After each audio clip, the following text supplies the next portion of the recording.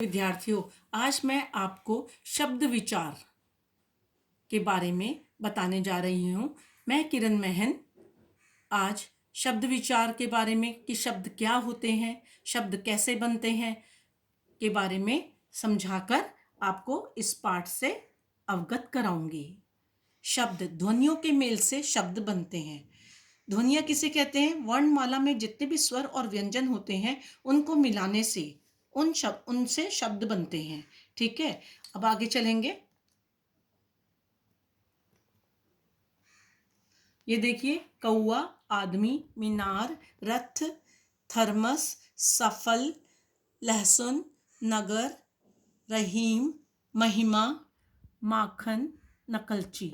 ये जो आप सीढ़ी देख रहे हैं, इसके अंदर जितने भी शब्द लिखे हैं ये स्वरों और व्यंजनों के मेल से ही बने हैं। कुछ शब्द ऐसे भी होते हैं स्वरों के मेल से नहीं बनते, बट स्वर उनके साथ जुड़कर, व्यंजनों के साथ जुड़कर उन्हें एक सही स्वरूप देते हैं। वर्णों का ऐसा समूह जिसका निश्चित अर्थ होता है वह शब्द कहलाता है।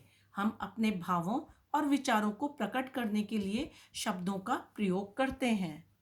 शब्दों के भेद इन आधार पर होते हैं: अर्थ के आधार पर, स्रोत के आधार पर, रचना के आधार पर, प्रयोग के आधार पर।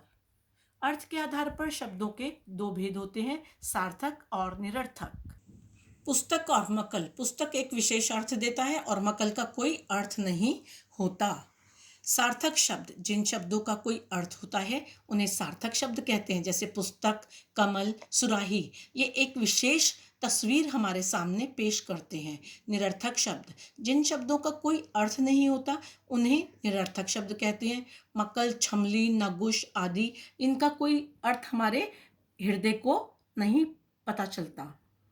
अर्थ के आधार पर सार्थक शब्दों के निम्न भेद होते हैं: पर्यायवाची, वे शब्द जिनके अर्थ और शब्द एक समान होते हैं उन्हें पर्यायवाची शब्द कहते हैं।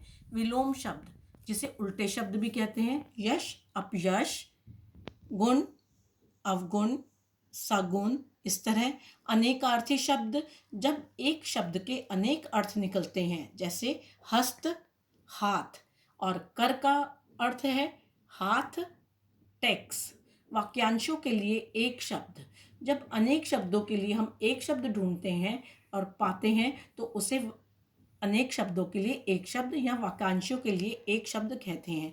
जैसे मैं कहती हूँ, जो ईश्वर में विश्वास नहीं करता, नास्तिक। एकार्थी शब्द, वे शब्द जिनका केवल एक ही अर्थ होता है, जैसे पति। स्रोत के आधार पर शब्द भेद, उत्पत्ति के आधार पर भी इसे हम कह सकते हैं कि इसके चार भेद होते हैं: तत्सम, तद्भव, देशज, विदेशी।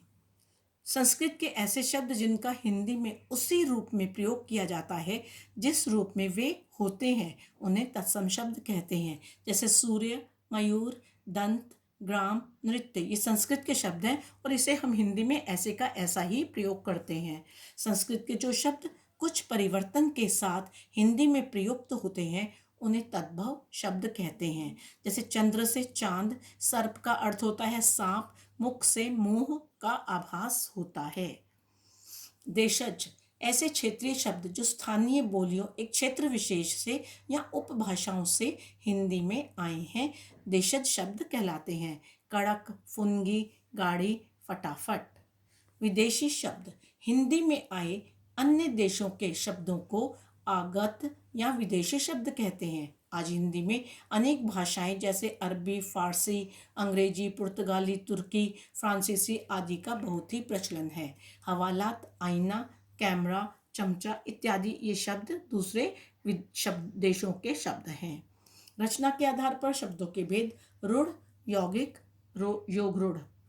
जिन शब्दों के खंडों का कोई अर्थ नहीं होता और जो शब्द परंपरा से किसी विशेष अर्थ के लिए प्रयोग किए जाते हैं रूढ़ शब्द कहलाते हैं। घर, यदि घर का खंडन करते हैं हम तो घ और र, घर दो टुकड़े हो जाते हैं वर्णों के और उन वर्णों का अपना कोई अर्थ नहीं है।